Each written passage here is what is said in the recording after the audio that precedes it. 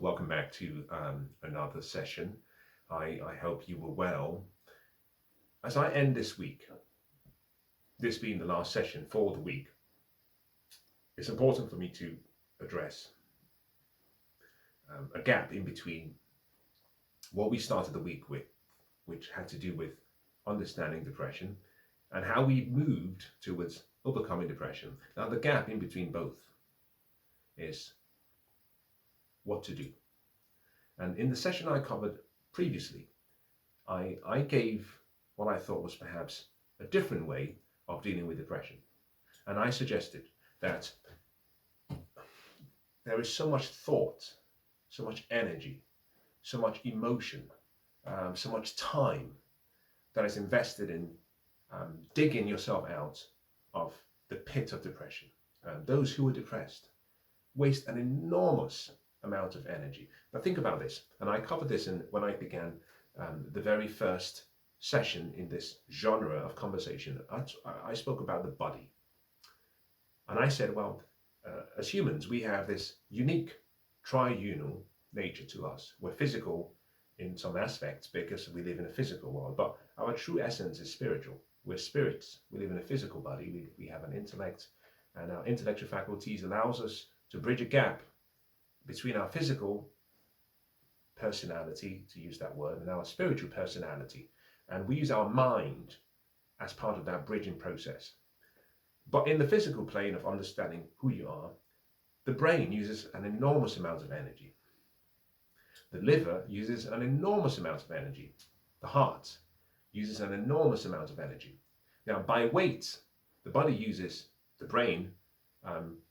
about 20% of the energy the body generates, despite weighing only about 2% of the body weight. So it uses 2%, using 20% adjusted for 2% of weight. The heart uses roughly about 7% of the energy that we generate. But the liver uses more than the heart and the brain combined, just over 27%. Now, part of the reason for explaining this is that if you find that on the part of your suffering is partly physical, you just can't find energy, you're just overwhelmed with being tired all the time, you have chronic fatigue and inflammation, or what we call ME, one of the best ways to start is to say, well, if we get your liver functioning as it should, by reducing the number of toxins you're consuming, then you will waste less energy.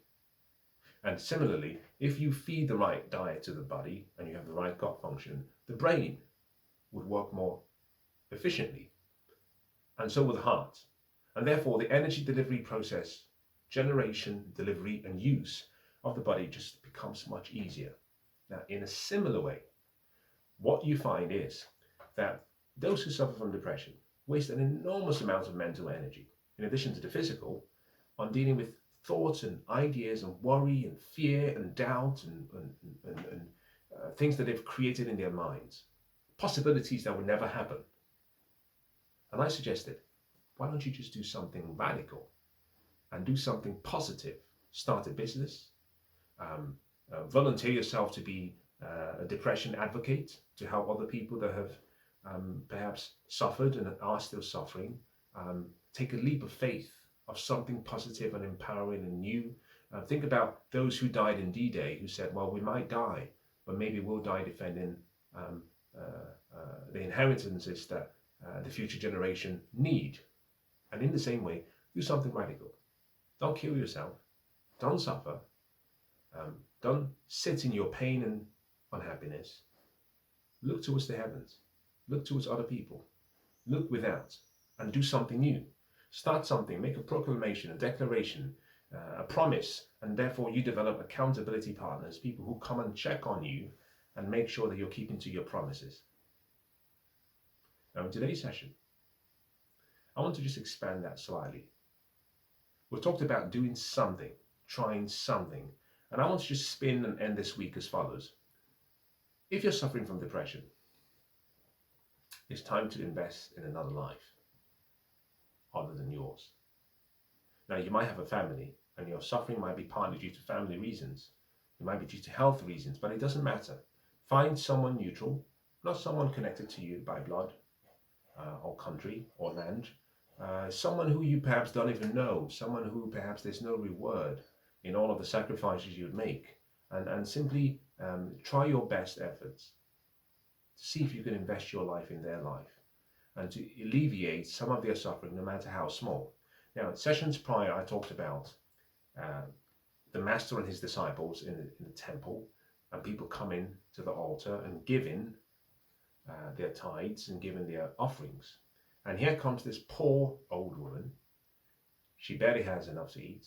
And here she comes with her 2 little shillings, and she puts them in the box and she walks away. And the disciples say to the master, no, we should stop her. She has nothing. And she's given from the nothing she has. She needs the money more than the church or the synagogue needs the money. So we should give her back her money. And the master said, no, you can't do that. Wealthy people have come and given, but she has given more than anyone else. Why? Because she gave from her lack, the little she had. And on a proportionate basis, she's given much more relative to where she was and what she had compared to other people. But the important point of this was to say, you don't rob people of the opportunity to give just because they have nothing. As a matter of fact, you don't have to have something to give something, because you can give first in your mind, in your imagination, before you have it in a tangible form. So it becomes, you might say, déjà vu, second give. You give first in your heart, you give first in your mind, and then you give in the physical. So find someone who is suffering and find someone who needs help, someone who desperately is in a similar boat or predicament to where you find yourself, and pour into their life. And the reason for this is that I tend to find, and I could be wrong here, that whenever there is an experience of depression that has persisted for long enough, the people in question have their cup full. Because they act, in many ways, they become like the Dead Sea. The energy is not flowing through them because they're stuck. They've allowed the energy to come into their lives, but they've shut the doors, and so they're stuck. And when you think about a body of water that becomes stagnant, after a while it starts to smell, it starts to become really poisonous place, which is why, whenever you find yourself in a jungle and you see water that is stagnant, you don't drink it. You have to clean the water and boil the water and purify the water before you drink it, because you see, energy flows, and whenever you stop the flow of energy, energy starts to disintegrate. And so for people who have actually in a depressive state, they've stopped the flow firstly into their lives, and they've stopped the flow, more importantly, out of their lives. So they're stagnant, and therefore they're dying. And I'm saying one of the things you have to do is pour out. Think about a cup. And this is a cup. It's almost empty, and that's partly because I've had most of the water. But if this cup was full, what you would find is that I cannot pour more into the cup until I empty some of the contents in the cup. And by pouring out, you have the opportunity to have something pour back into you. Now, what is fascinating is as you invest in other people's lives, as you pour into other people, it gets poured back into you, because you see, nothing ever goes away. You never give anything away. It always comes back. It's like a boomerang. You throw it out and it comes back. It keeps coming back. And it comes back sometimes with more. It's as though it goes away and it collects. And as it comes back, it's come back in an abundance. It's come back in good measures. It's been pressed down. It's shaken together. Your bosom is now rich. The key thing is, if you're suffering from depression, take a time out. Take some time off from self and focus on your problems and your worries, and think about, find someone else, something new, some new experience. Volunteer for something where you can say, I am meaningfully pouring into someone else's life. I don't have much to give, but I'm giving from the little I have. And you will find that there's a joy, there's a healing process that takes place when you stand in the gap. Now, I made reference, and I think this is perhaps worth stating. At the start of the week, in one of the sessions, I made reference to the writings from the priests and the prophets, and Ezekiel, and I read out a section in which was interested in, and they said, and it says, I looked for someone amongst them that would build up the wall and stand before me in the gap on behalf of the land so that I would not destroy it. But I found no one. And what I'm saying is that there are people out there who are suffering in a manner similar to you, or in a manner even worse than you, and even sometimes in a manner less than you. But there is no one standing in the gap for them. And one of the best ways to get through your suffering is to volunteer to be the person who stands in the gap. The wall may have been built already, and all it needs is someone to stand in the gap so that their lives are not destroyed, and so that they have hope. And what you find is that as you stand in that gap, a sense of duty overwhelms you. And by being overwhelmed, it won't be too long before the scales fall off your eyes, and then suddenly you realize that perhaps your focus was on the wrong things, and that there's something greater, sometimes unexplainable in words, but greater than all of your suffering. And perhaps it might give you some insight to faith, hope, and love. That there is no, I think personally, that love unexpressed, love not given, love withheld, does more harm to the person who has the ability to do the giving or the expression, and therefore love has to do what it does best, which is to love. And whenever we find ourselves in depression or in a state of depression, it means we're not allowing love to flow. And I'm suggesting that as I end this week, that you find something around you, find something good, something about nature. As a matter of fact, whilst I've emphasized helping someone, it might be helping an animal, and it can be just as fulfilling, put it that way. You find something out there, you take on a life, you get a fish. As a matter of fact, I would even encourage people who are depressed, if you can, to find yourself a pet. Not a pet that requires too much responsibility like a dog or a cat, but something smaller. It could be something maybe like a fish that just requires feeding. And one of the reasons for that is because there's an overwhelming sense of responsibility for something beyond yourself. Some time ago, I found a rabbit.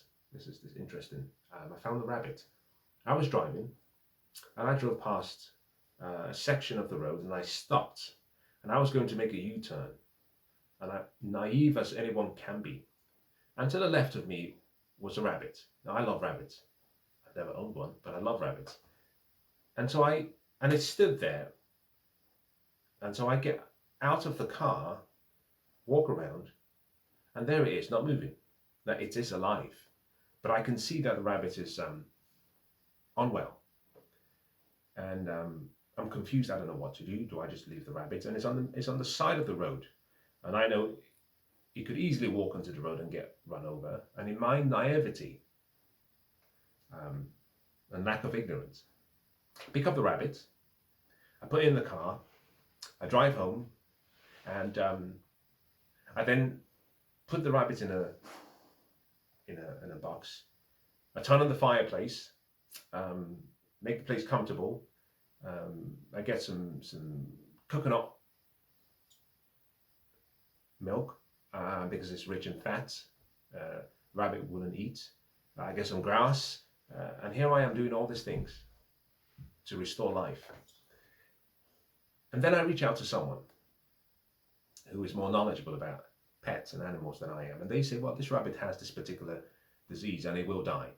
And as a matter of fact, the best thing you can do is to make it as comfortable as possible, or at best, minimize the suffering by taking it out. And I couldn't stand that position. It was just something unbearable.